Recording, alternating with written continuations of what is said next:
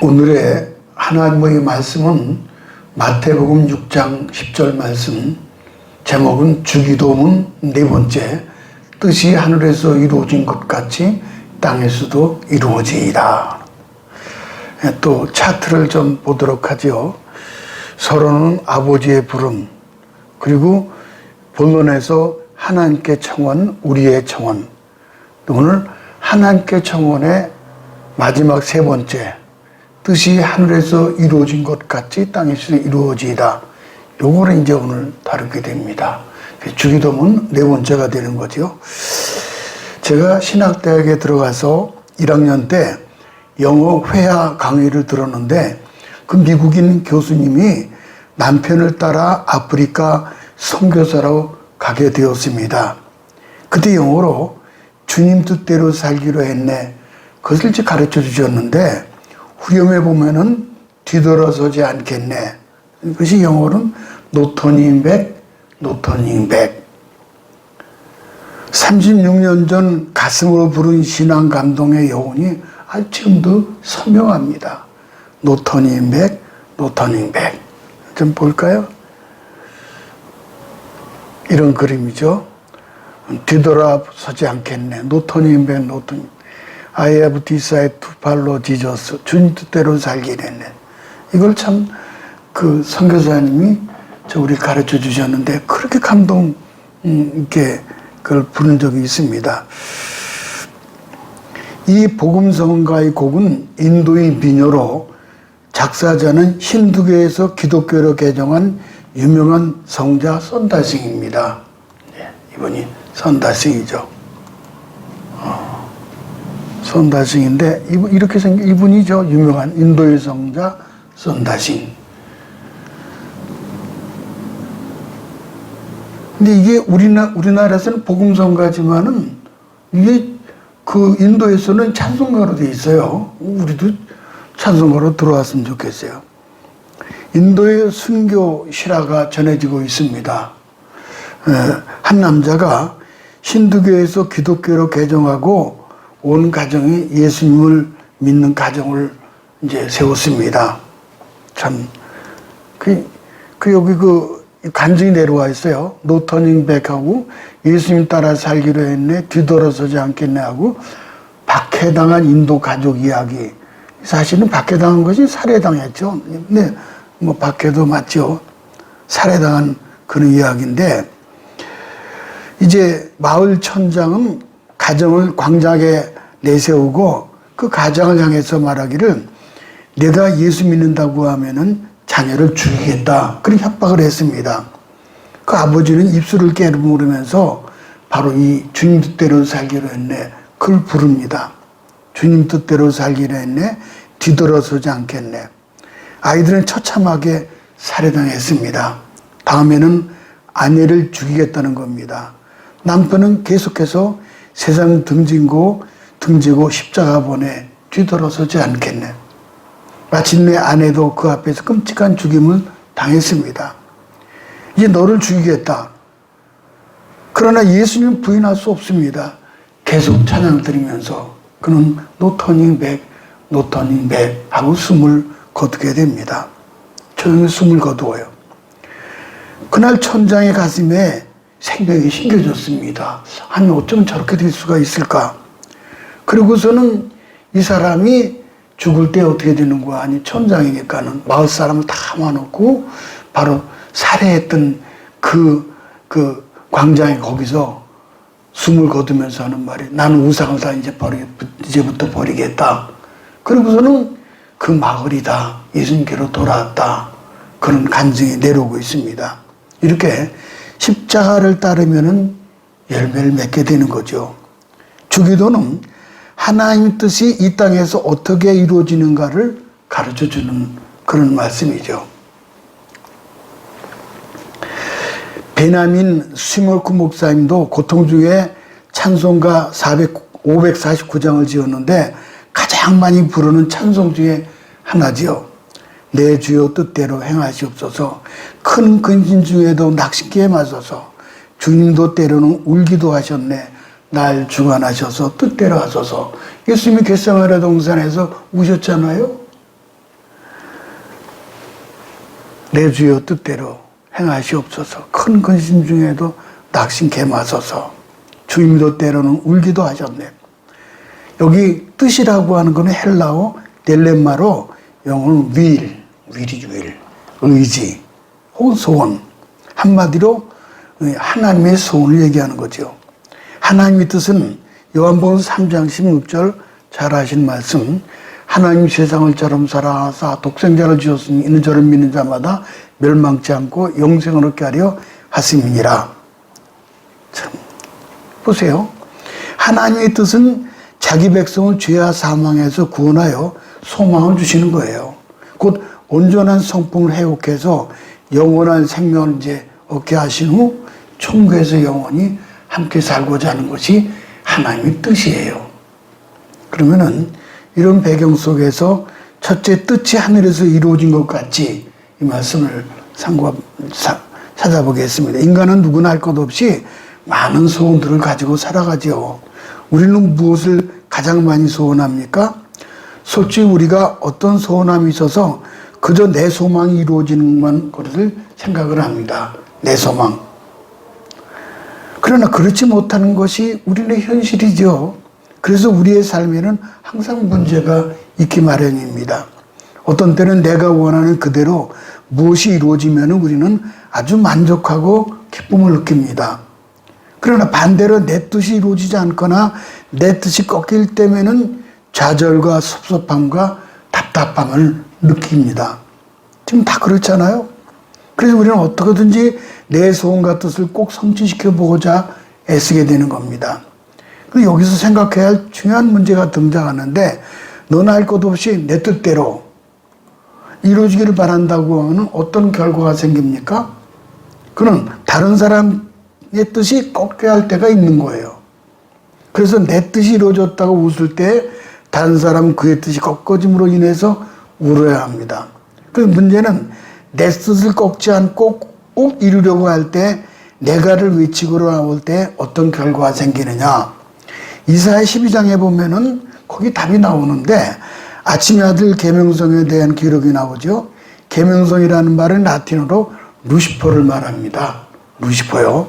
이제 루시퍼를 보면은 밀턴은 신라곤에서 파라다이스 로스트, 신라곤에서 타락한 천사 곧 사탄의 이름을 루시퍼로 쓰고 있습니다.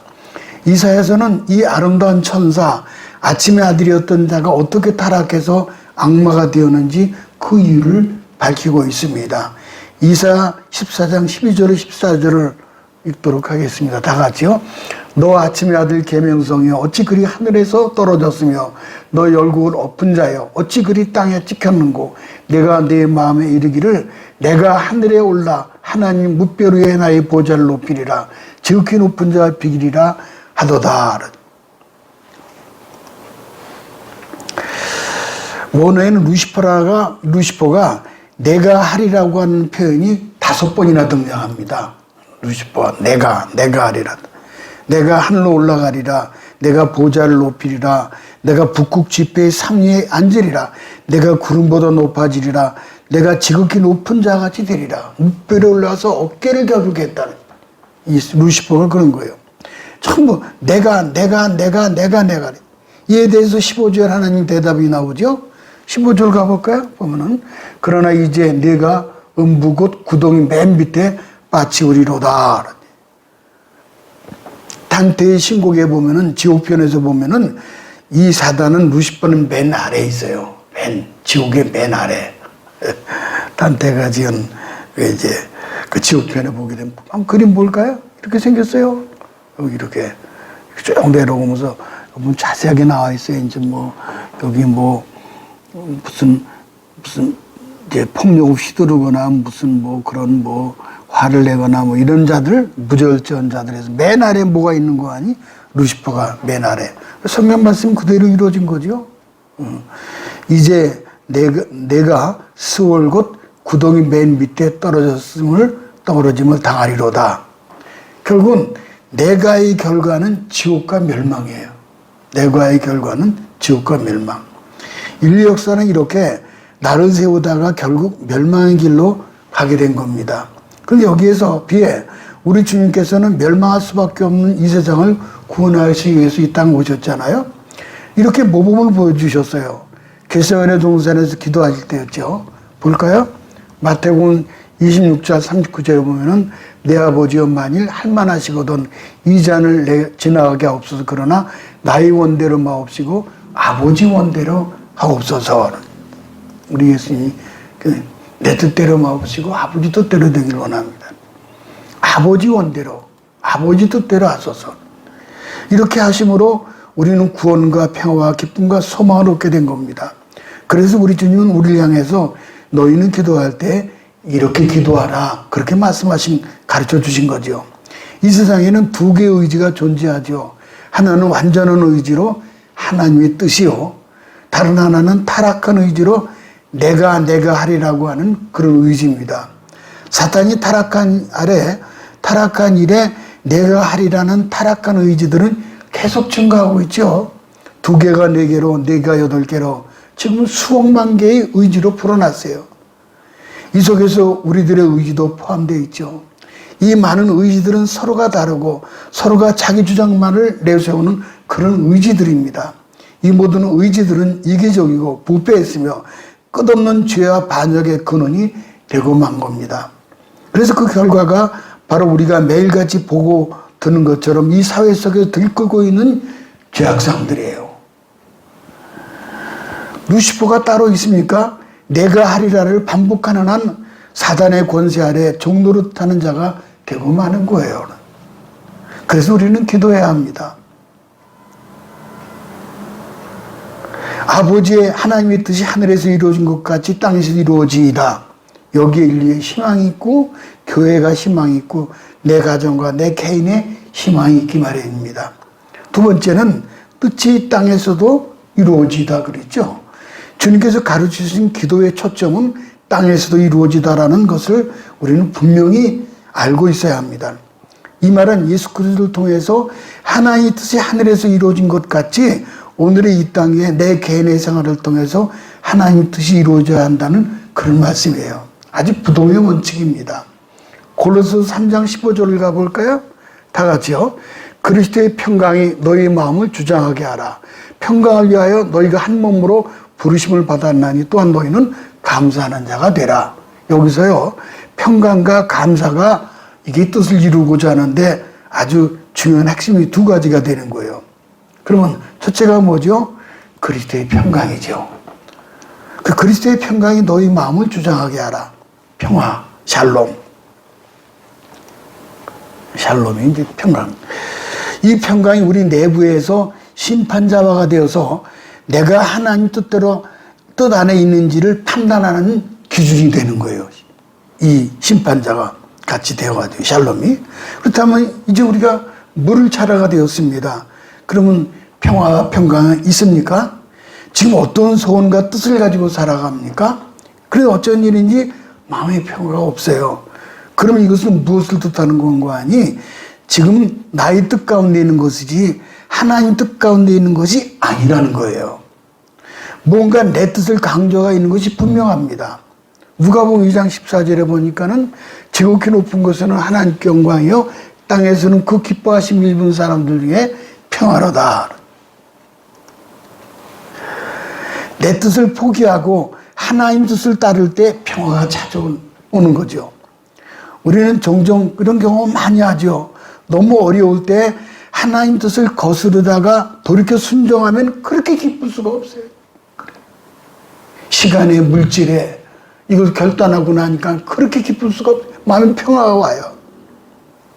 그때 말로 다 할 수 없는 하나님 평강이 밀물처럼 나의 생애 속에 밀고 들어오는 거예요. 그렇게 되면은 그 뜻에 순종함으로 화평한 마음들이 생겨집니다. 그러면 지금 나는 하나님 뜻 가운데 있다는 거죠. 어느 날 솔로몬 왕이 이제 3사람의 현자에게 질문합니다. 첫째 현자에게 질문하기를 위로부터 오는 복 가운데 가장 큰 복이 무엇입니까? 이제 솔로몬이 질문한 거예요. 무엇이냐? 그랬더니 첫 번째 현자가 말하기를 북입니다. 그러는 거예요. 북이다. 솔로몬이 질문하니까는 첫 번째 현자가 북입니다. 솔로몬이 왜 부귀가 가장 큰 복이라고 생각하느냐? 그랬더니 부귀란 견고한 성과 같아서 마음이 든든해질 뿐만 아니라 어떤 힘이라도 살 수 있기 때문입니다. 솔로몬 두 번째 현자에게 물어봤습니다. 백발의 아시가 대답을 합니다. 저는 지혜라고 생각합니다. 왜 지혜라고 생각하느냐? 아시는 대답하기를 지혜는 선한 길로 인도하며 영혼을 지켜주고 명예를 얻을 수 있기 때문입니다. 솔로몬은 세 번째 현자에게 물었습니다. 랍비는 무엇이라고 생각합니까? 그랬더니 피셸 랍비가 하는 말이 복 가운데 가장 큰 복은 덕입니다. 그래. 세 가지가 나왔죠. 부귀가 있고 지혜가 있고 덕이다. 이 세 가지 얘기했어요. 덕이 많으면 좋은 친구들을 얻을 수 있기 때문입니다. 모두의 말을 듣고 솔로몬은 한숨을 내쉽니다. 이번에 현자들이 솔로몬 왕에게 되물었습니다. 그럼 왕이요, 왕께서 무엇이 큰 복이라고 생각합니까? 그러자 솔로몬은 웃음을 지으면서 평강이다 그러시는 거예요. 평강이다. 그러면서 의외의 대답에 왜 평강 샬롬이라고 생각합니까? 솔로몬이 이렇게 얘기를 하는 거예요. 많이 가지면 무엇하느냐? 궁궐의 산들 근심이 있으면은 무슨 소용이 있느냐? 그러니까는 부귀가 있어도 근심이 없는 사람이 어디 있겠느냐는 거예요. 죄가 많으면 못하느냐? 나이가 들면은 깜빡깜빡 하는데, 참. 아무리 죄가 많아도요, 나이가 들면 깜빡깜빡해요, 이게. 덕은 무슨 이익이 있느냐? 때로는 내 마음도 다스리지 못할 때가 있지 않냐? 그저 마음이 편해야 되는 것이니라 그랬다는 거예요. 그렇잖아요. 나 자신도 덕을 다스리지 못하는데 어떻게 그게. 그래서는 마음이 편해야 되지 않느냐. 아무리 많은 것을 가졌다 하더라도 최고의 학문을 배웠다 하더라도 마음의 편안한 평강이 복이라는 겁니다. 그러므로 하나님 주신 복 중에 가장 큰 복은 이 땅에서부터 누리는 평강입니다. 예수께서 이 땅에 오신 목적은 평화와 평강을 주시기 위해서 오신 거예요. 그러므로 성경 말씀하십니다. 화목하는 일에 평화를 도모하라. 할렐루야. 두 번째는 감사가 기준이 된다 그랬죠. 또한 너희는 감사하는 자가 되라. 내게 감사가 있는가 하는 점이죠. 내가 감사하는 가 있는가. 그러면 나는 하나님 뜻 안에 있다는 증거가 되는 거죠. 그러나 나는 도무지 감사할 게 없다. 그러면 어디에선가 나는 하나님 뜻에서 벗어나고 있다는 증거가 된다는 거예요. 그것은 내 뜻을 강조하고 있다는 겁니다. 그러므로 범사에 감사하는 생활을 해야 합니다. 넘치는 감사는 은혜와 축복이 되는 거죠. 우리가 하나님 뜻대로 살 것을 결심하면 하나님께서는 선하시고 기뻐하시고 온전한 이 뜻을 우리의 삶 속에 이루어진다는 사실을 믿으시기 바랍니다. 심리학자 브레이저 박사가 아주 좋은 그런 연구를 했습니다. 자신의 삶이 불행하다. 자신의 삶이 불행하다. 여기 있는 사람들이 주로 하는 질문을 연구를 했습니다. 난 참 불행하다. 연구해 보니까는 이런 대답이 나와요. 나한테 1억 원만 생기면 얼마나 좋을까? 정말 좋겠네, 정말 좋겠네. 1억 원이 생기면은. 그다음에 우리 아이들이 남들처럼 공부 잘하면 얼마나 좋을까? 또 부자와 결혼하면 얼마나 좋을까? 또 내가 미인이라면 얼마나 좋을까? 주로 내가 얼마나 좋을까의 가정형 질문에 스스로 괴롭히더라는 거예요. 그래서 아니라서 다행이라는 문장을 매일 4개씩 만들어서 이제 써보라고 그랬습니다. 아니라서 다행이다. 그랬더니 사람들은 부러운 이들을 떠올리면서 불평에 대하는 달리 편안한 마음으로 문장을 완성해 갔습니다. 난 2다리로 걸을 수 있어 다행이야. 난 먹고 잘 곳이 있어서 다행이야. 난 2눈으로 볼 수 있어서 다행이야. 이 훈련을 한 지 6개월 뒤 물었습니다. 여러분 지금 행복합니까? 사람들이 고개를 끄덕이면서 네, 생각을 긍정으로 바꾸고 감사하니 행복해졌다는 거예요. 하나님의 뜻을 이루는 해답은 긍정적으로 범사에 감사한 거죠. 긍정인 사람이 되는 거죠. 마지막 세 번째는 땅의 정복과 기도 제목을 찾아보겠습니다. 첫째는 아버지 뜻은 땅의 정복이라고 말씀해 주셨죠. 하나님 뜻이 실현되어야 할 장소는 무엇보다 이 땅입니다. 어떻게 보면은 주일 하루보다 평일 6일이 더 중요하죠. 교회라는 공간보다 세상이라는 더 넓은 공간이 중요합니다. 신앙인들이 세상이란 넓은 땅을 포기하고 교회라는 좁은 공간에 앉으라는 것은 문제가 있죠. 예수님은 마태복음 28장 18절 19절에 예수께서 하늘과 땅의 모든 권세를 내게 주셨으니 너희는 가서 모든 족속으로 제자를 삼아 아버지 아들과 성령의 이름으로 침례를 주고 이렇게 말씀하셨죠. 예수님은 교회의 머리만이 아니라 온 세상과 만물의 머리가 되시죠. 우리의 섬겨지는 세상이며 땅끝입니다. 그런 점에서 교회는 성을 쌓아서는 안 됩니다. 주님은 교회를 땅끝까지 가라고 명령하셨어요. 온 천하로 가라고 하셨죠. 만민에 가라고 명하셨어요. 교회는 세상에 하나님의 뜻을 전해야 될 책임이 있습니다. 우리 목적지는 세상입니다. 어떻게 보면은 교회는 세상을 정복해야 하는 최전선의 전투부대입니다. 징기스칸이 이제 몽골을 다스릴 당시에 국민은 채 200만 명도 되지 않았다고 그래요. 징기스칸이죠. 볼까요? 징기스칸이 전 세계를 점령했던 이유. 그런데 그들은 아시아와 온 유럽을 장악했습니다. 그들이 탁월한 기마병들이 있었기 때문입니다.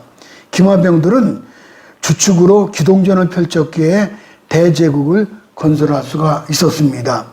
만약 그들이 자기성에 갇혀있고 정착해 있고 안주해버렸다면 엄청난 일을 하지 못했을 것입니다. 징기스칸은 이런 말을 남겼어요. 이 귀한 말, 참 말이에요. 한번 다 같이 따라 합시다. 성을 쌓는 자는 망하고, 길을 닦는 자는 흥한다. 그 진리를 실천으로 보여준 영웅이었어요. 초대교회가 로마를 정복할 수 있었던 것은 교회를 성으로 인식하지 않고 세상으로 나아갔기 때문이에요. 성을 쌓는 자는 망하고 길을 닦는 자는 흥하다. 그러므로 세상에 나아가 사람을 전도하고 사람을 바꾸는 일이 우리가 실현해야 할 하나님의 뜻입니다. 예수님이 이렇게 말씀하셨죠. 요한복음 6장 38절에 보면은 내가 하늘로서 내려온 것은 내 뜻을 행하려 함이 아니요 나를 보내신 이의 뜻을 행하려 함이니라. 나를 보내신 이의 뜻은 내게 주신 자 중에 내가 하나도 잃어버리지 아니하고 마지막 날에 다시 살리는 이것이니라. 하나님과 예수님의 뜻은 잃어버린 자를 찾아 생명을 얻게 하는 겁니다. 사람들은 모두 사랑받는 존재로 충분히 행복할 수가 있고 또 많은 열매를 맺도록 지음받았어요. 풍성한 생명을 누리는 것이 하나님 이 땅에 실현되기를 원하시는 것이 바로 하나님 뜻입니다. 우리 한 사람 한 사람 이 땅에 태어날 때 하나님 뜻을 가지고 태어났습니다. 이것을 소명, 곧 콜링, 부르심입니다. 소명. 자기를 향하신 이 하늘의 뜻을 발견한 사람은 참 행복한 사람이죠. 예수님은 하늘의 뜻을 실현하는 것을 양식으로 삼았다고 그러셨잖아요. 요한복음 4장 34절에 보면은 예수께서 나의 양식은 나를 보내신 이의 뜻을 행하며 그의 일을 온전히 이루는 이것이니라. 예수님은 하늘의 뜻을 위해 사셨기에 행복하셨습니다. 사실 하나님께서 하늘의 뜻이 이루어지기를 기도하는 이유는 우리의 행복을 위해서입니다. 우리 인생은 하늘의 뜻을 맞춰서 살 때 행복하고 가장 풍성한 열매를 맺는 삶을 살기 마련입니다. 두 번째는 기도의 제목도 좀 볼까요? 우리가 하나님의 영광과 그 나라를 위해서 기도하다 보면은 자연스럽게 하나님 뜻이 이 땅에 이루어지게 해달라고 기도하게 됩니다. 왜냐하면 하늘에 하나님의 뜻이 온전히 시행되고 있지만은 세상은 너무나 많은 사람들이 하나님을 대적하고 하나님 등진 채 멀리 떠나서 살아가고 있습니다. 그럼 우리는 하늘에서 같이 이 땅에서도 하나님 뜻이 이루어지게 해달라고 날마다 기도를 드리는 거예요. 우리는 이 세상에 불법과 제약이 무너지고 공의와 진실이 시행될 수 있도록 기도해야 합니다. 이런 일은 성령의 힘을 통해서만 이루어질 수 있고 그래서 성령 충만을 놓고 우리가 기도해야 합니다. 우리가 성령 충만할 때 우리는 악령의 유혹을 물리치고 세상에 하나님 뜻을 이루도록 이제 이루어 드리게 되는 거죠. 우리가 기도할 때 우리 영광이나 사업, 우리의 필요를 구하기 전에 먼저 하나님 영광, 나라, 그리고 하나님 뜻을 위해서 기도해야 합니다. 그렇게 되면은 이 복음을 통해서 하나님 나라가 확장되는 거죠. 주님의 재림을 통해서 하나님 나라가 완성되기를 기도하고, 이것이 우리의 필요를 구하기 전에 드릴 기도 제목이에요. 다음 주에는 이제 우리의 필요가 이제 들어가죠. 또 세 가지가 들어가죠. 앞에는 하나님께 청원 드리는 거고, 그 다음에 이제 마지막 초니지가 하나 있습니다. 루즈벨트 대통령은 미국의 유명한 아주 대통령인데, 이분이 어릴 때 천식이 있었습니다. 천식이 있어가지고 숨 쉬는 것조차 힘들어서 의사가 10년을 더 못 산다고. 아마 태어날 때 그래야 크게 태어난 것 같아요. 의사가 10년을 못 산다는 거예요. 루즈벨트죠, 이분이. 아주 잘생겼어요, 아주. 루즈벨트.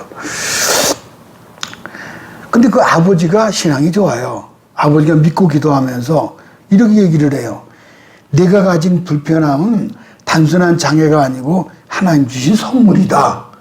되게 긍정적인 마음을 가졌어요, 아버지가. 선물의 의미를 내가 찾아낸다면 넌 오히려 더 훌륭한 삶을 살게 될 것이다. 불평하지 말고 감사하고 열심히 운동하고 기도해라. 그러니까 여기서 기도만 해라, 그게 아니에요. 운동하고 기도해라. 그래서 운동도 하고 기도도 하고 건강 회복을 위해서 그는 이제 그러다가 이제 하버드 대학에 공부를 합니다. 30대 촉망을 받는 정치 후보자였는데 소아마비도 걸렸어요, 이번에는. 휠체어에 앉아서 어떻게 정치를 합니까? 그러나 아버지 말을 기억했습니다. 내가 건강하면 너를 의지하지만 내가 몸이 약하기 때문에 하나님께 의지하고 하나님께 기도함으로 하나님이 도와주기 때문에 건강한 사람보다 더 큰 일 할 수 있다. 이게 그냥 귀에. 그래서 하나님을 의지하고 기도하더니 결국 뉴욕 주지사가 됩니다. 그리고 그 다음에는 대통령에 당선돼가지고 대통령이 4년이거든요. 4년을 임기를 3번이나 12년을 대통령 분이에요. 이분이요. 전무후무한 분이에요. 성공적으로 이끌어갔죠. 그런 휠체어에서 미국과 세계를 구출하는 위대한 일을 할 수 있었던 그런 분입니다. 쉽게 말하면 하나님의 뜻을 이 땅에 옮겨놓은 그런 사람이에요. 대단한 분이에요. 이제 그림을 좀 볼까요? 이 그림은 뭡니까? 이제 가운데는 루즈벨트 대통령이고 왼쪽에는 스탈린, 오른쪽에는 윈스턴 처칠이죠. 이는 내노라는 사람들의 참 대단한 분이에요. 모쪼록 하나님의 뜻을 이 땅에 이루어드리는 축복의 도구로 모두 사용받게 되시기를 주님의 이름으로 축복합니다.